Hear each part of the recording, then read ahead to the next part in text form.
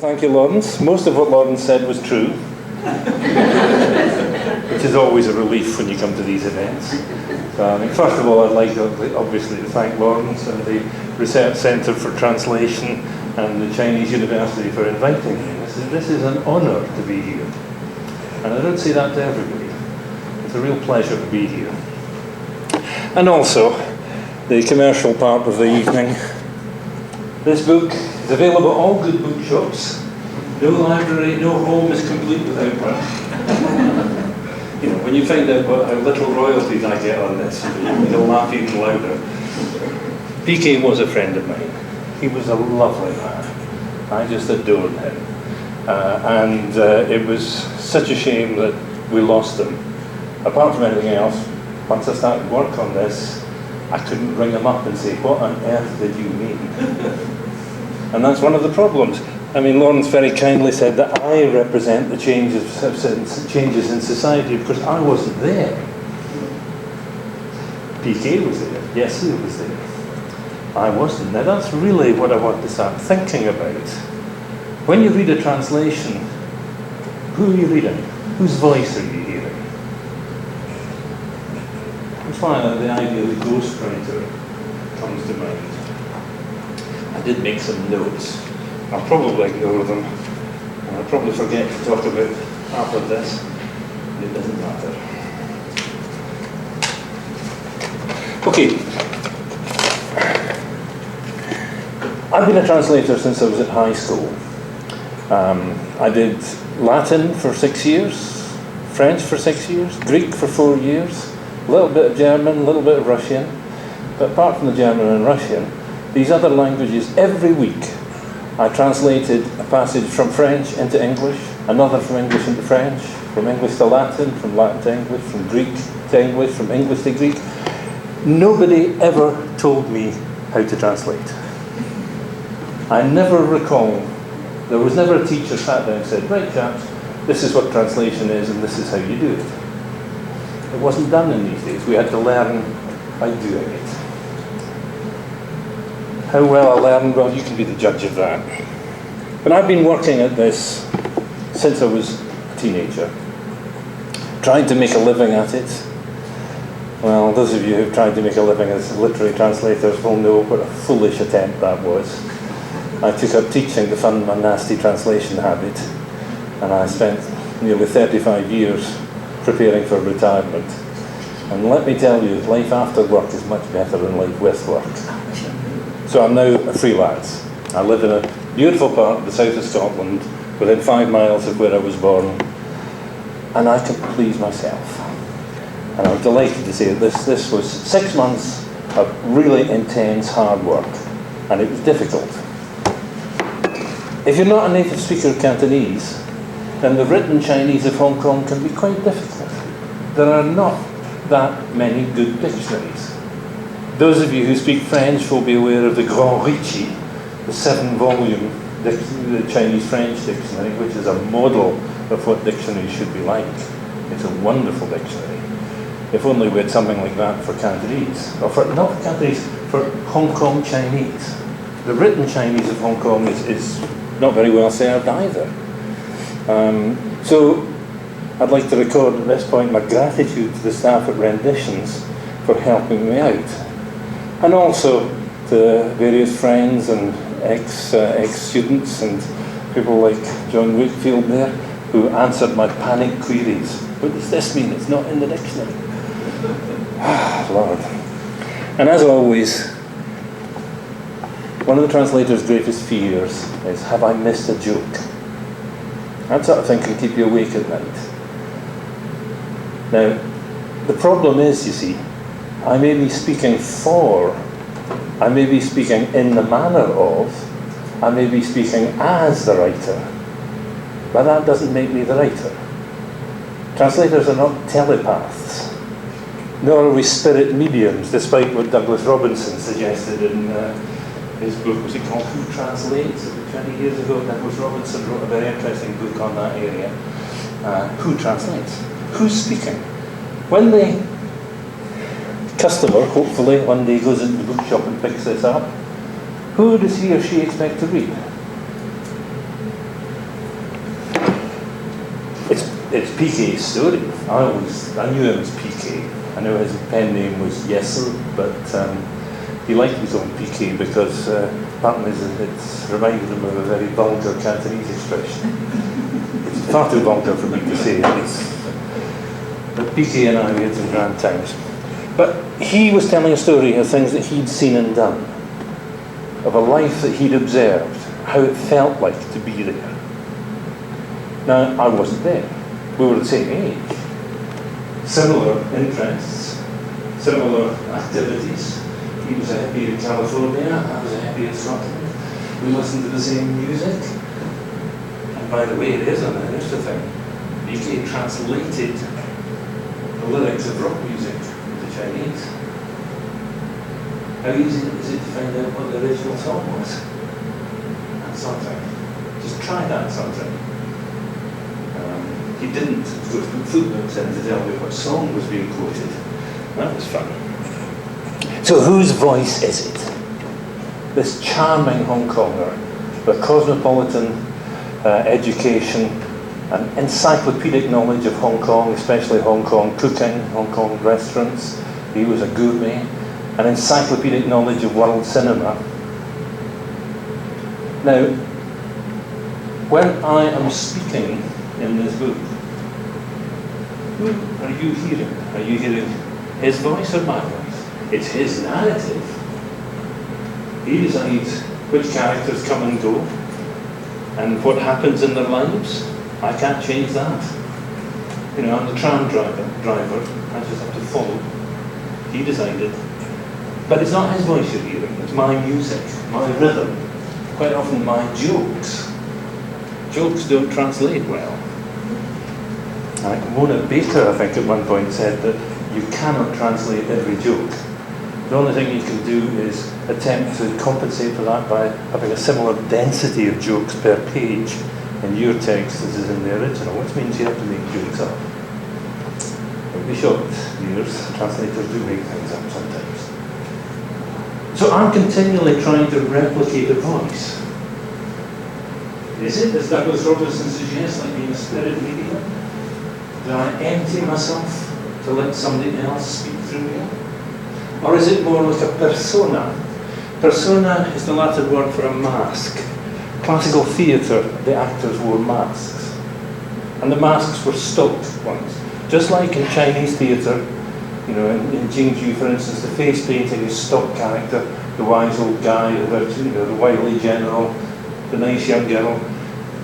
So there was a series of masks. So I put on a mask, and I attempt to persuade you, through the medium of my English, that you, as English readers, are hearing a Cantonese-speaking voice telling a story about Hong Kong. It's a very tenuous business, isn't it? You know, philosophically, this is dubious at best. Is it sharp practice? Am I misleading the reading public? In 1999, the wonderful John Minford invited me out to give a talk at PolyU about Yang Lian's poetry. And Yang Lian's German translator was there, and the wonderful Drew Yu, who knew Yang Lian, they were teenagers together in Tianjin, he was there as well, and we had a little seminar about Yang Lian. And at one point, Minford said to me, he said, I look at Yang Lian's poetry and I see just head, it's clever. There's no heart to it. But I look at your poems and I see passion and poetry. And he said to me, my question is, are you misleading the reading public? I lay awake at night about that. Can we do anything else? Is translation, literary translation, is it like acting? Or fiction? Storytelling? In other words, a branch of lying? Where does the truth come in? It's funny the things you think about when you're looking at a text and you don't know what it means, you know. There has to be a kind of abnegation of self. If the translator's voice is louder than the original author's, is that a good translation? If the target text is better in a literary sense than the source text, is that a good translation? You know, you see where I want to poke my finger? These questions. If you say, if the translation is better than the original, then it's a bad translation, then what about the wonderful Sir Thomas Urquhart of Cromarty, the 17th century Scottish aristocrat who translated Rabelais, the French author. Now, Cromarty's Rabelais is about 3 times the length of the original, where Rabelais has 3 adjectives, Urquhart of Cromarty has 12. It's a wonderful, rip-roaring, hilarious performance, and it's still read. After 400 years, it's still nearly 400 years, it's still the best translation of Rabelais. But he takes such liberties that translation textbooks and teachers of translation would be tut-tut-tut, wagging their finger. How far do you have to go to make that voice sing? There are, of course, no answers. Each translator, each one, we have our own individual style. But we are attempting, I suppose, to make a kind of unison where the voice of the original and the voice of the translation sing together. But of course, they're going in different directions. I don't want to get into this thing that the original is, in literary terms, always superior to a translation. The bright sun of the poet's inspiration is far, far brighter than the pale reflection, the pale lunar reflection that is all that a translation can give. Essentially, that's saying a translation can only ever be a bad cover version. The original Beatles song is always the best, and any cover version is just a pale imitation. Well, I don't know about that. Robert Lowell's imitations of Latin poets are, and often in many of their poetry, the highest order. So, what I'm saying to you is, rules are there to be broken. Ezra Pound said, what am I trying to say? I bow to nobody in my respect for Ezra Pound as a poet. As a sinologist, he was rubbish. His stuff, his early work, his early translations, Cathy in particular, they contain mistakes that a second-year student of Chinese wouldn't make. But second-year students of Chinese don't make great poetry. And Pound was indubitably a great poet. And he pointed out several things. One is that we have to deal not just as a poet. He said you have to spend 10 years listening to your teachers and learning from them, and the next 10 years unlearning that and finding your voice. And what's true of poets is true of translators as well. It's a long, long process. It's a very unforgiving trade, not just because it doesn't pay, but if you want to be a literary translator, a rich husband is probably the best accessory that you can get. But it's an unforgiving trade because it's a long, long learning curve. When you go to university when you're 20, you don't know your own language well enough. You don't know your second language well enough. You don't know the literature well enough. You don't know the world well enough. Maybe we're 40 before we start to come into our stride. David Hawkes, the late, great, wonderful David Hawkes, who translated Hong Will Mung, all the rest, he produced his last translation when he was nearly 80. So, although it's a slow start, with modern medicine, I could still be translated for another 30 years. That's a thought. The reading public may not be so excited about that. However, who is speaking? If you take an example, I often say a translated text is like if you take a Beethoven string quartet and arrange it for a piano, then Beethoven's motifs, his narrative is there, but the tone colours are different. And we can never replicate in translation. We can echo, perhaps. But then, of course, Benjamin Britten, as he did, if he writes a series of cello suites influenced by and in homage to Bach's cello suites, and Britten's work is regarded as a standalone piece of art, just as worthy of attention as Bach's. Does that happen with translations? John Dryden said in the 18th century that if the writer makes a mistake, it's the translator's fault. If the writer writes beautifully, it's the writer that gets the credit. And he said, of translators, he said, well, the poor drudge has done his duty. A drudge was the lowest household servant who did the dirtiest jobs. However, we may extend ourselves. Excuse me. We're not always held in high esteem. And yet, who speaks? Ghostwriters. You know, when you read these pop stars, sports people, they write books about their lives. You know, My Life in Hard Times by David Beckham. You know, many of these people can't string two words together. They pay somebody else to write their story. Is that different? Is that translation? Isn't that what we are doing? Who have hired drudges, speaking for an author, a Chinese author in this case, who can't speak for himself in English? Or Scots, for that matter. I could stand here before you and give you the whole thing in Scots and remind you. Would you like that? Well, gear the English and going into the Scots? No, there's not much enthusiasm for that idea. Scots is far less. Scots and English are cousins. They're descended from the same ancestor. Just like Mandarin and Cantonese. Ezra Pound said, as an English poet, his first job was to learn not English, but Englishes.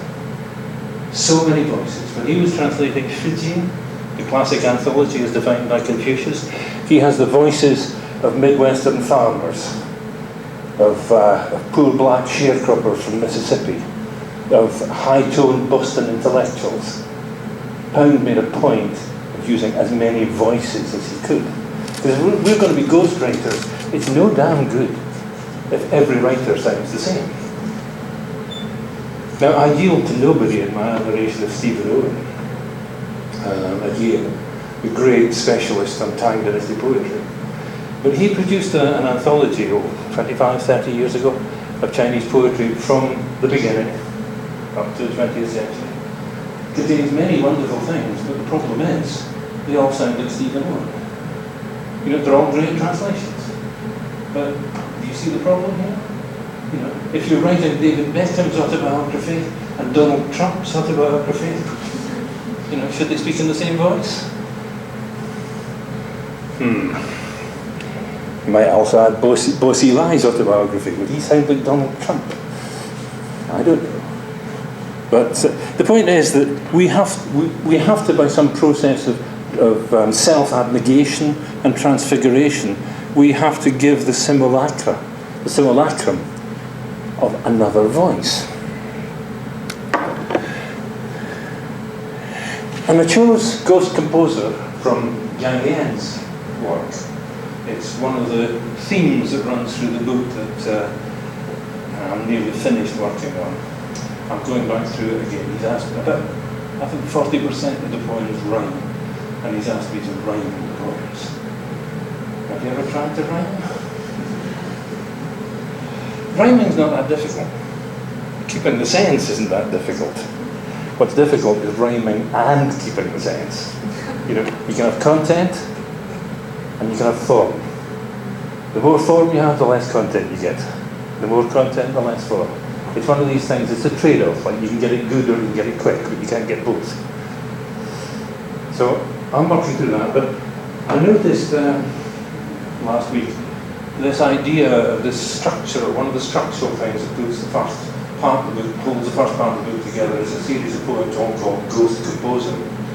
And as I began to read through them again, I thought, well, what exactly does he mean? And he has this idea that underneath perhaps every text, but certainly every literary text, there is another voice. The Ghost Composer, he says, writes the invisible structures, or the unseen structures. Now, I don't know which way you think of this. I mean, it could be like Chomsky who talks about deep structure, or it could be like Walter Benjamin who talks about the meta-language, the higher language where the transfer of movement takes place. Or you could put it sideways if you want. It's all the same to me. I I'm not a theoretician. I'm a get your hands dirty translator, which is a different kind of thing. Translation, as theory. The theory of translation, as John Minford once memorably said, has never helped any translator wrestling with a translation problem. If you're sitting looking at a text, you don't understand it, you don't take a book of theory off the shelf. However interesting, entertaining, enlightening it may be, it's not a tool to be used for your getting your hands dirty. However, back to the Ghost Composer. All of us operate within often barely understood or barely noticed structures. No text is complete without its subtext. Or as in the 17th century, the poet John Donne said, "No man is an island entire of itself." If we were all each separate individual universes, we would not be able to communicate. We communicate because of shared cultures, I suppose, shared artifacts, shared attitudes. That's what makes translation so difficult. I mean, okay, if you're translating from Italian to French, there's kind of commonality there. That's much quicker, right? If you're translating from European languages into English, it's much, much quicker. There are more dictionaries and it's much easier reading. I know a translator from Portuguese, a prize-winning translator, and he translates 8 novels a year. What? 8 novels a year? This little book took me 6 months, plus editing and revising. Anyway, I'm losing my thread here. Yes, without these unseen structures, we would not be able to communicate. And Yang's idea is that the ghost composer is the invisible, the unseen, the shadow structures that underlie every communication. There is a kind of collective composition going on in which we participate and which speaks through us and which perhaps we are transfigured by. That's his idea. And that's made up of, well, Jiafeng.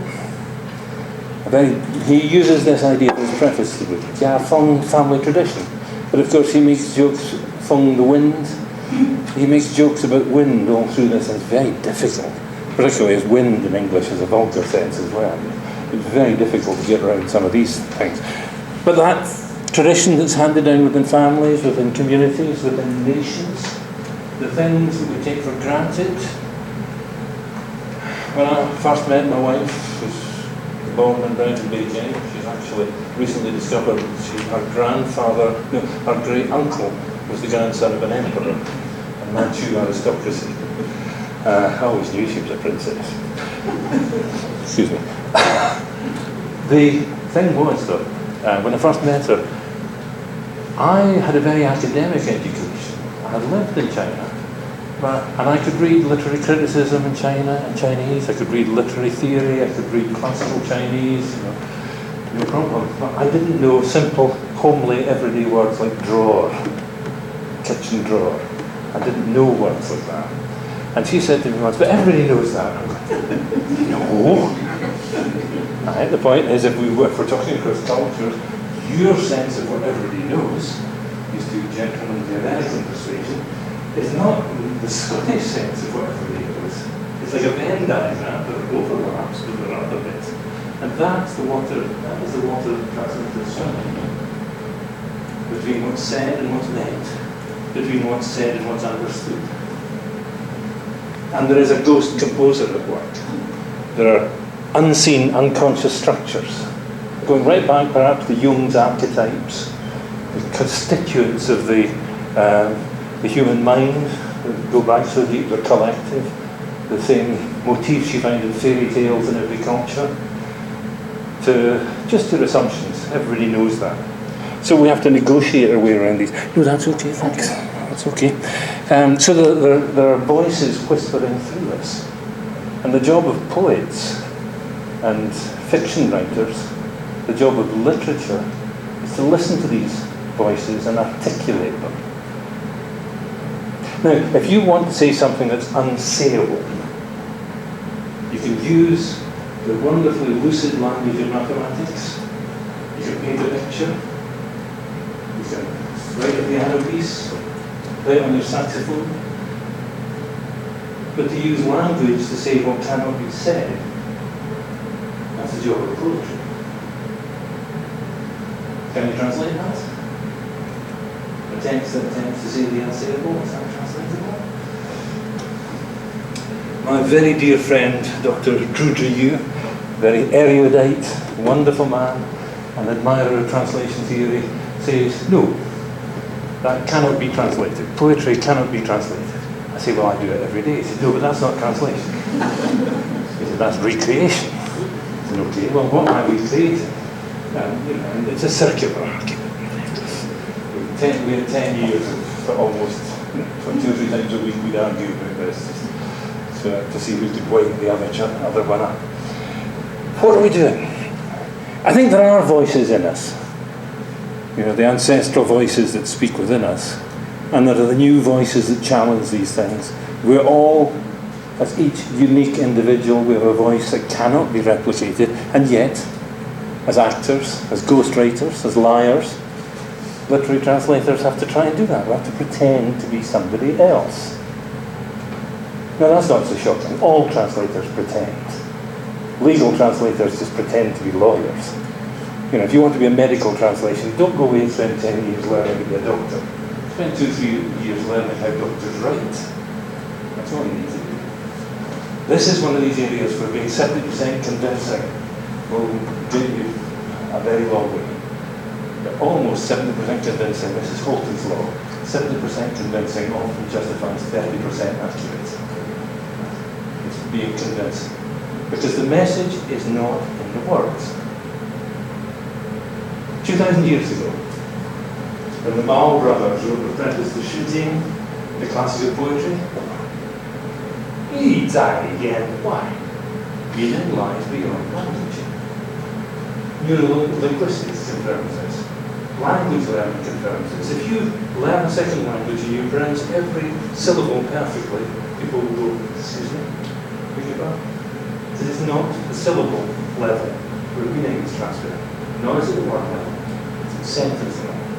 You need your sentence stress right. Whether you're speaking the Australian English that goes up at the end of the sentences, or whether you're speaking normal Scottish English like I do. It's other people who speak funny, by the way. Meaning is not inherent language. So what are we doing as translators? What are we translating? People often ask me, but if you're not translating the words, what are you translating?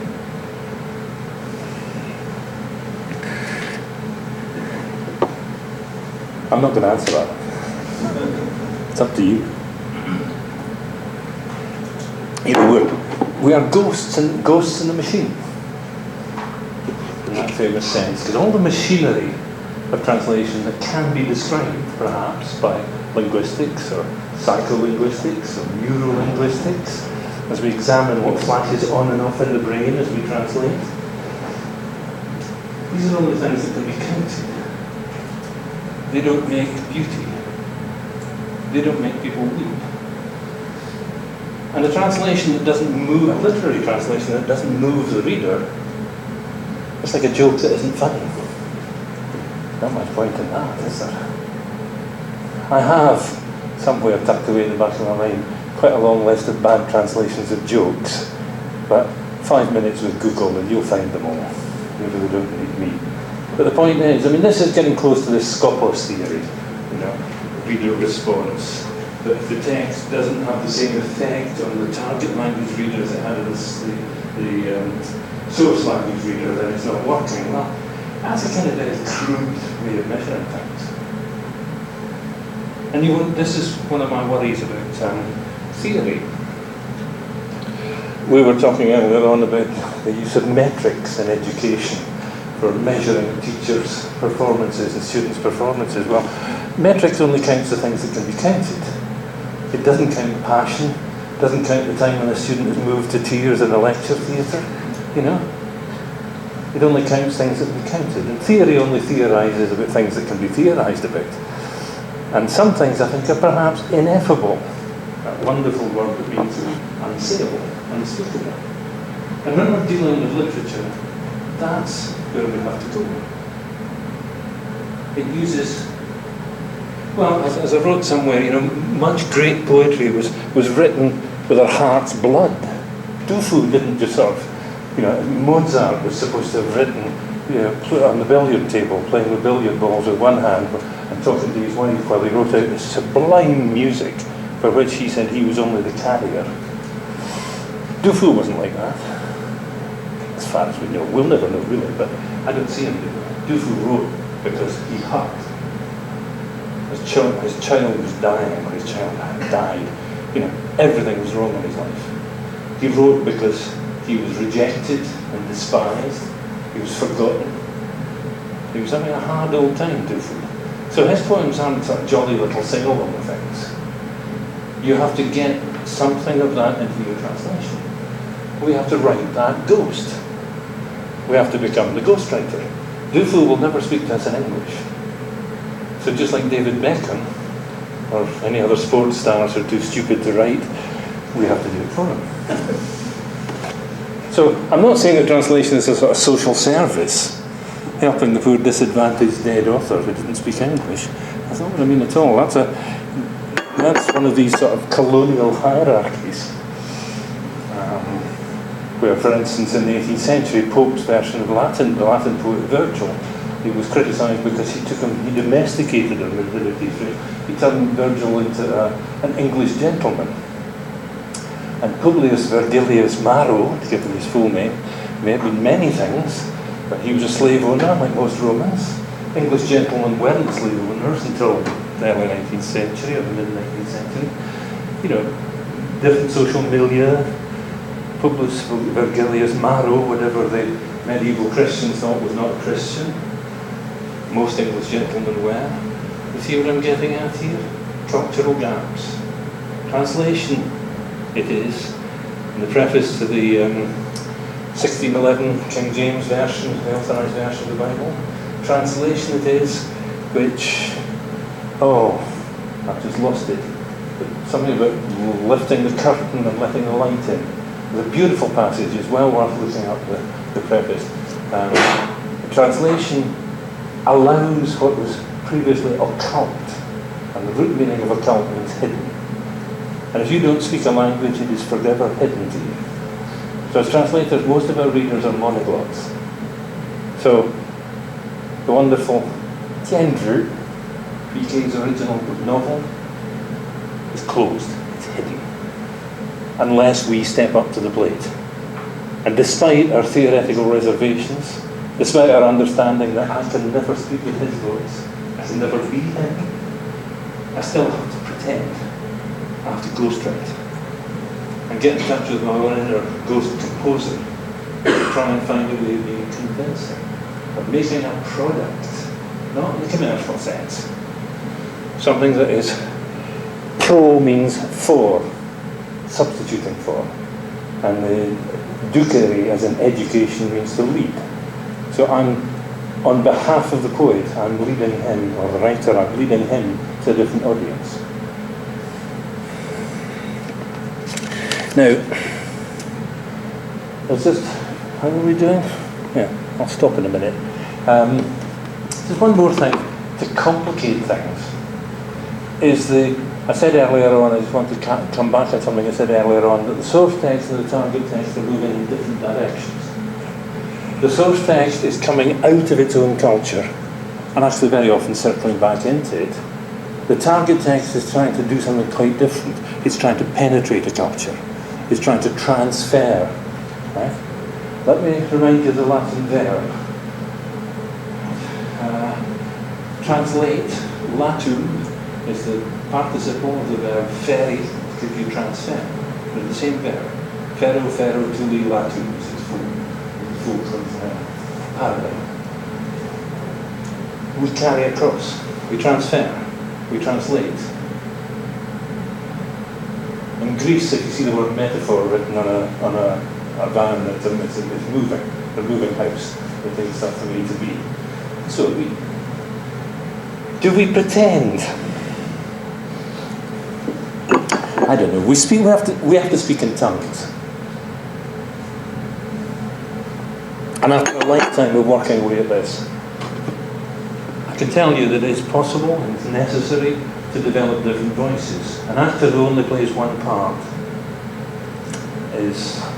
may know that part very deeply and very well, but it's still a narrow actor.